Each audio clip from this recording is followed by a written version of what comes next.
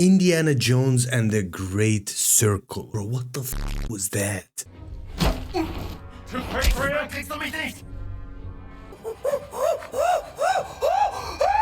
Und ihren peinlichen Versuch.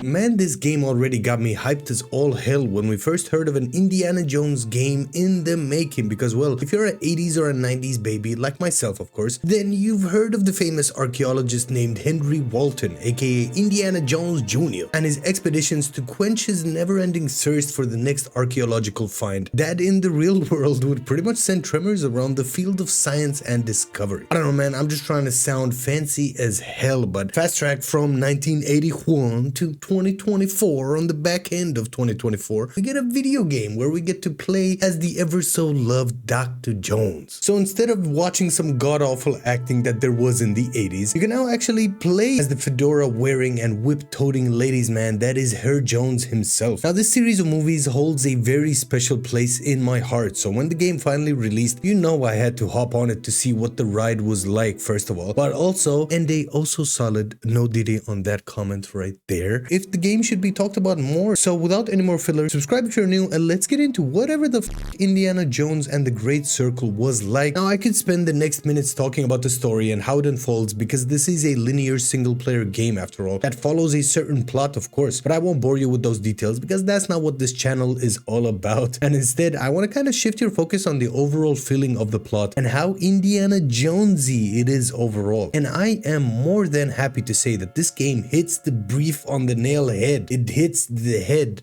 of the nail? Hits the nail on the...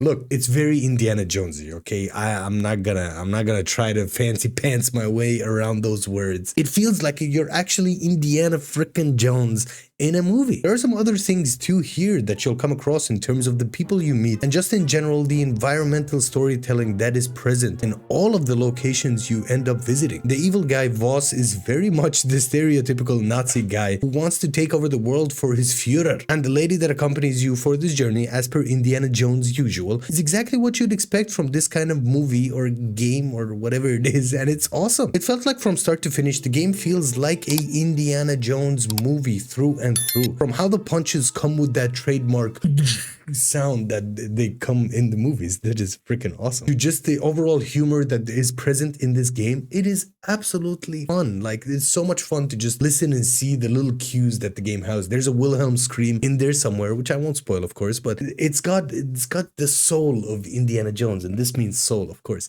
but it's got the soul of Indiana Jones to the T. And man, also credit where it's due, as Troy Baker does an amazing job at portraying the now very old geezer that is Harrison Ford himself. It does the titular character absolute justice. Now with all that being said, in the opening minutes of this video, you'd imagine that I'll be glazing on this game for the whole of the 10 minutes, or hopefully 10 minutes, that this video is. And if this was a movie about a game about a movie, then I would no doubt glaze away. But this is a video game at the end of the day, so of course we gotta talk about the video game aspects of this, man, because this is a gaming channel after all, and we like to focus on the carne, or the meat if you will, that is the moment-to-moment stuff and the gameplay that there is here. And this is where I'm a bit 50-50 in all honesty, because like I mentioned multiple times already, as a Indiana Jones game, this is pretty spot on, and as a longtime fan of the series, this is a absolute dream come true pretty much. But take away the copyrighted name and look at it for what it is, which is just an action-adventure game with a linear story of course, and then you'll come across a few issues unfortunately, and I want to kind of dig into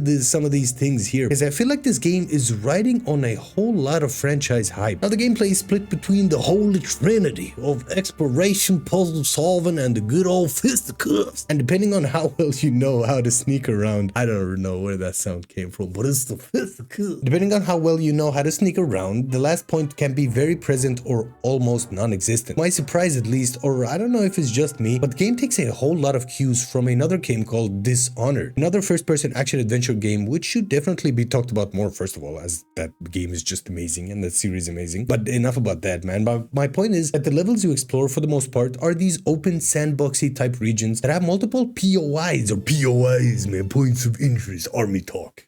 Google it. And objectives to complete in either the main story or the numerous side stories that there are here to tell as well. And it's up to you to either go in loud and proud and explore every nook and cranny and be very loud in doing so, or alternatively go around all sniggy and avoid all attention and advance the story while maybe pillaging some poor bastard's grave every now and again, which has been there for thousands of years. Now, I went for the latter option, of course, and went through the game experiencing it in a kind of stealthy lens or a stealthy way. And while it was cool in parts, I do have to openly address the simplicity of the stealth mechanics in this game, broski, because yeah, stealth is not really that good. It's there, it's manageable, it's very serviceable, if that's the word.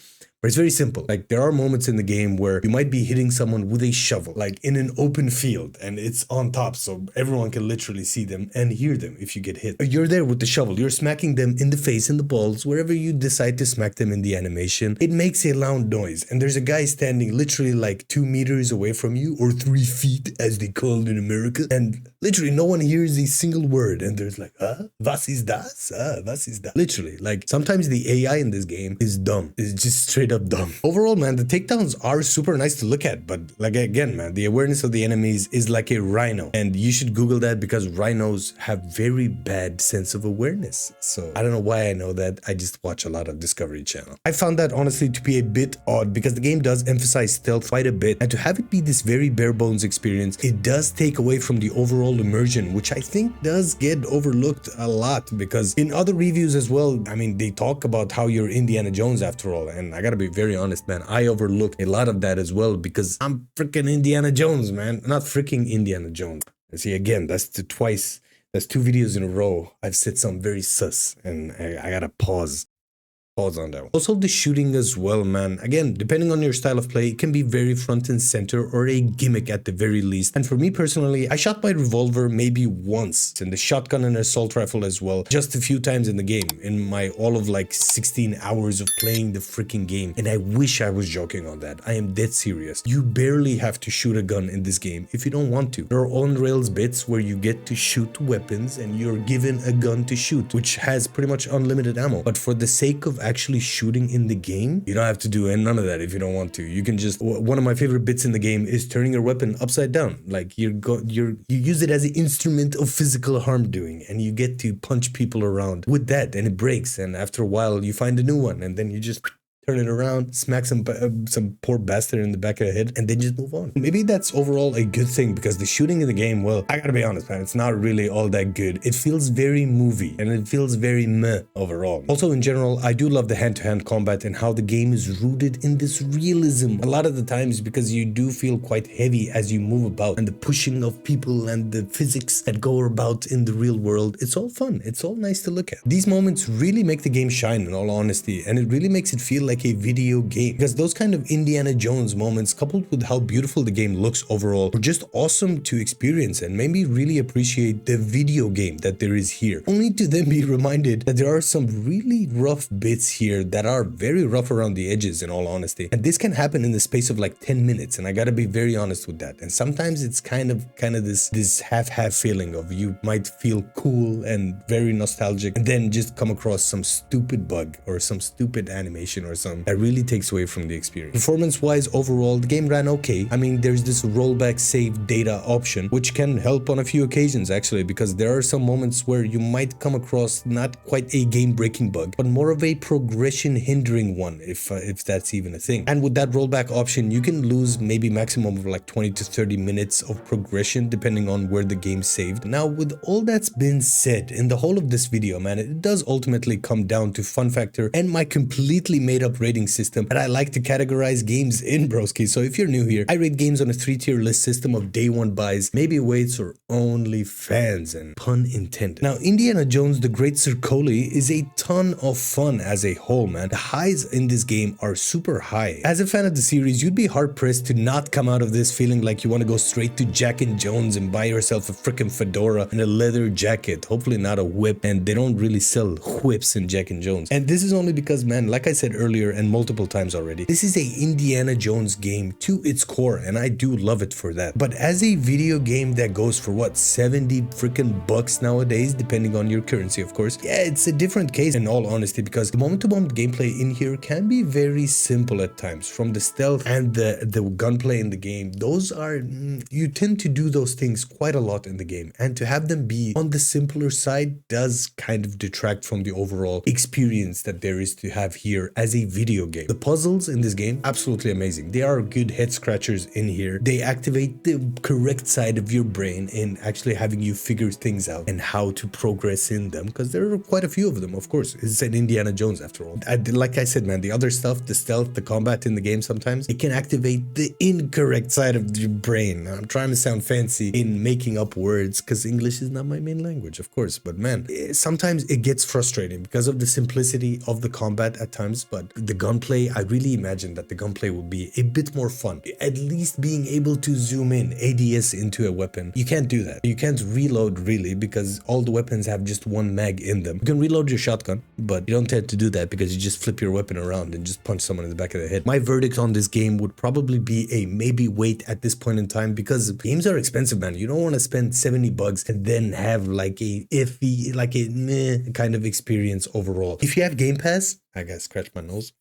If you have Game Pass, man, this was on their day one, so man, it's a no-brainer. You're a fan of the series, a long-time fan, and you really wanted to experience like how it is as the Indiana Jones. This game is a no-brainer in that case. And as a guy or a person, let's say, if you want to experience it in general as a action-adventure game, there are far better games. Tomb Raider, for example, has way better combat than this game, and puzzles as well, and that game you can buy for super cheap. But if you want to play as Indiana Jones as a first-person game, then I'm very confused, honestly, on this point, because I wouldn't buy it full price. I'd probably get it cheap somewhere, because I'm very stingy as well. But also in general, just because I'm an Indiana Jones fan, then of course I would want to play this game day one. And thankfully I have Game Pass, so that was good for me in general. But as paying 70 bucks for this game, yeah, I would probably not do it at this moment in time, in all honesty. But in any case, what the fuck do I know, man? I'm just a guy on the internet telling you I like this game and think more people should maybe talk about it a bit more. So now it's your turn to tell me your experience of Indiana Jones the Great Circle down in the comments below, man. Subscribe to the channel if you haven't already, man. If you made it this far to the video, might as well, man. We're about to hit 1K very soon, probably early next year, because we're not gonna make it this year, most likely. But in any case, I hope you guys enjoyed the video. If you did, be sure to click that like button, man. Like I said, man, do all that YouTube jazz. I don't really know how to end this video, so click this link, click that link, and enjoy the meme that I put into the outro, man. If you want to watch some more videos, there, it's right there in the channel. That's how YouTube goes these days. In any case, I've been your broski. I'll catch you guys in the next upload. Keep on trucking my broskis. Ciao, ciao. Bye.